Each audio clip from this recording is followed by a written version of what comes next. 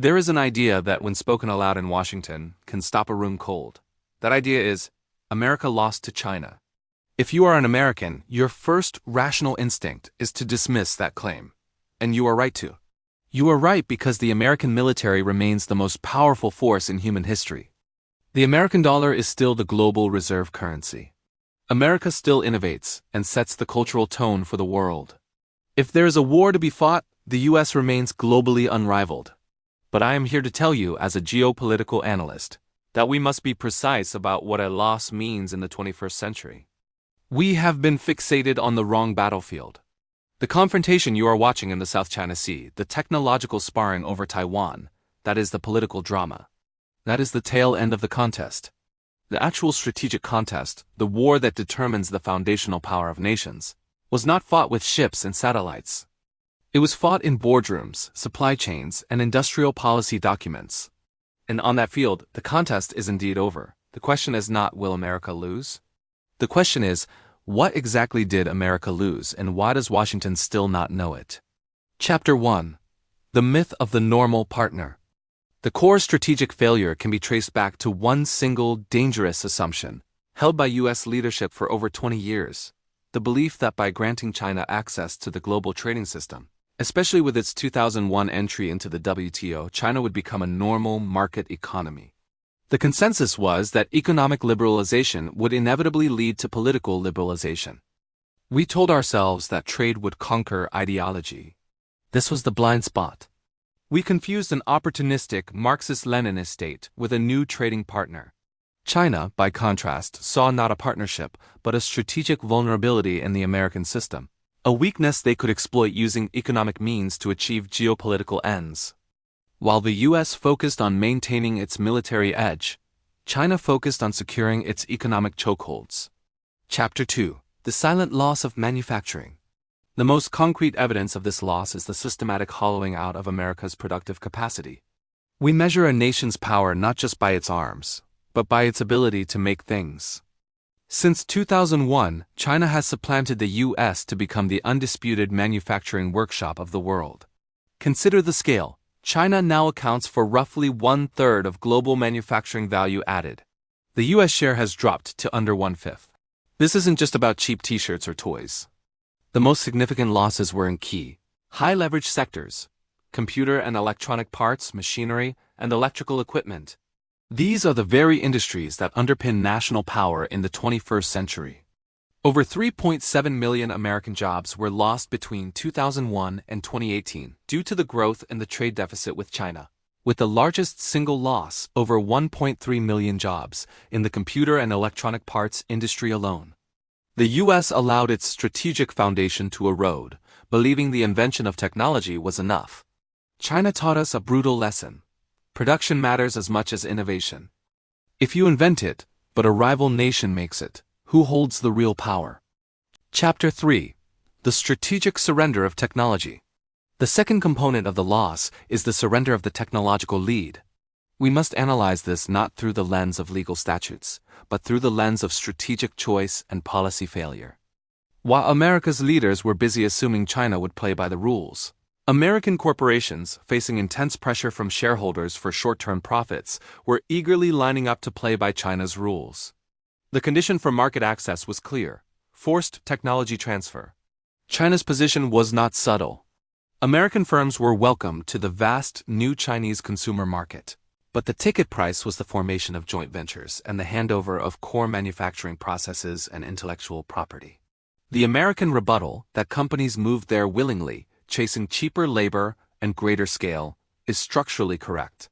The loss here is not a simple case of unilateral theft. It is a profound failure of American corporate vision and federal oversight. Washington should have been the strategic gatekeeper, defining what critical technologies could never leave the sovereign domain. The failure was a collective abdication of responsibility to protect strategic, national assets for the sake of quarterly earnings. The result of this strategic surrender was the same as theft. China acquired billions of dollars worth of R&D, notably in aerospace, robotics, and advanced materials. Furthermore, we must address the issue of talent and know-how acquisition. When China beats the West at its own game, It is often by strategically leveraging the openness of the Western academic and research system. China's extensive talent recruitment programs didn't need to steal. They simply attracted highly educated experts, many of whom received their training and PhDs in the US, back to China with massive resources. The fact remains, the US spent trillions of dollars and decades of research building a technological lead, and China was able to accelerate its progress at a fraction of that cost simply by leveraging the asymmetry of openness. This demonstrates a profound strategic efficiency on the part of Beijing, and a colossal failure of strategic coordination on the part of Washington. This is how you lose the technological war, not by being beaten in the lab, but by allowing the know-how to walk out the door, because of an ideological commitment to a globalized free market that your competitor never truly believed in. Chapter 4. Rare Earths, the critical choke point. To truly understand how this structural loss occurred, we must focus on three critical pillars where Beijing quietly achieved global dominance while Washington was focused elsewhere. These are not merely economic sectors. They are the choke points of 21st century global power. The first and perhaps most terrifying loss is critical minerals, specifically the rare earth elements or REEs. These 17 elements are essential components for everything from F-35 stealth fighters and smart bombs to iPhones, wind turbines, and the electric vehicle batteries of the future. They are the chemical foundation of modernity. In the 1990s, the US was a major producer, but after industrial policy shifts and environmental regulations, the production collapsed.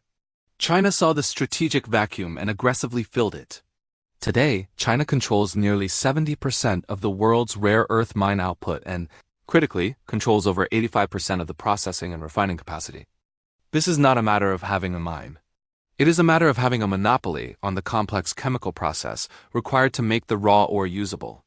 Even the limited rare earth output the US does produce often has to be shipped to China for final processing.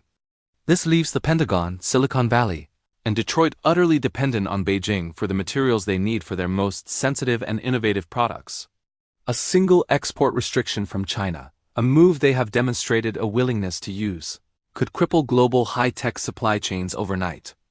The US has the military might to project power anywhere, but the planes and satellites it relies on are structurally dependent on a few processing plants in Inner Mongolia. This is the definition of a strategic loss. Chapter 5. The logistical loss. Global port dominance. The second loss is in global logistics, the physical infrastructure that underpins 90% of global trade. We are talking about ports, container ships, and the towering cranes that load them. While the US has focused on security at its borders, China has been systematically dominating the logistical chain outside its borders. Through massive state-owned enterprises like Costco shipping ports, Beijing has invested in, owns, or operates over 100 overseas port projects in over 60 countries across every continent except Antarctica. The Belt and Road Initiative is often framed as an infrastructure project, but it is, in reality, a logistical power projection. By controlling port terminals from Piraeus in Greece to strategic locations in Africa and Latin America, China can prioritize its own trade, gather real-time data on global trade flows, and gain strategic leverage over host countries. But the most astonishing chokehold is in the equipment itself. China's Shanghai Zhenhua Heavy Industries or ZPMC produces a staggering 70% of the world's gigantic ship-to-shore container cranes. They are the literal hardware of global trade, and ZPMC even supplies 80% of the cranes used in US ports. This gives Beijing unprecedented visibility and, potentially, even a cybersecurity risk within America's own borders. In an economic war, the nation that controls the flow of goods has the ultimate strategic advantage. China has already won that advantage. Chapter 6. The future is lost. EV batteries and solar. The third and perhaps most painful loss is in the next-generation manufacturing core, the industries that define the future of energy and transportation. In the early 2000s, the US pioneered solar technology. But political inconsistency and a lack of sustained industrial policy allowed China to execute a massive, state-subsidized takeover. Today, China controls over 80% of the global solar panel manufacturing market. The same story is unfolding in electric vehicle batteries. Companies like CATL and BYD have cemented China's dominance, now controlling nearly 70% of the global EV battery market as of 2025. This dominance spans the entire value chain from mineral processing, over 70% share, to the cell component manufacturing, 90% share. The consequence is simple: America can mandate an EV future, but it is structurally incapable of powering that future without Chinese supply chains. This is a profound security and economic failure. The US invented the core technologies, but China systematically scaled and perfected the production, winning the economic battle for the future of the global energy transition. These three lost pillars, the minerals, the flow, and the future, prove the thesis. The structural contest is lost. But the true tragedy is not the loss itself. It is the psychological and political denial of that reality in Washington, D.C., a denial that is actively preventing America from mounting any effective strategic response. We will examine the cost of that denial now and what path we can take to move forward. The data is cold, hard, and undeniable. In the strategic sectors of the 21st century, from rare earths to the future of energy, America has ceded its advantage. Yet this reality has been met with a unique combination of political denial and psychological complacency. America still thinks it is the global hegemon, but the failure to acknowledge its losses is now the single greatest threat to its future power. Chapter 7. The Myth That Hides the Decay. The Dollar. For decades, one single fact has served as the intellectual shield against confronting industrial decline: the status of the US dollar. The dollar's role as the world's reserve currency grants the U.S. what former French finance minister Valéry Giscard d'Estaing called exorbitant privilege. It allows the U.S. to run massive, sustained trade deficits without triggering the collapse in currency value and inflation that would sink any other nation. Why? Because the world needs dollars to trade, to bank, and to hold in reserve. This privilege created a disastrous internal incentive. It taught America that it didn't need to make things, only to buy them.